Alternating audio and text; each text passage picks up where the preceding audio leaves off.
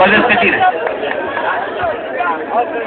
Vreau să mulțumesc și domnului primar Cosma Dorel pentru invitație. Puține aplauze, domnule.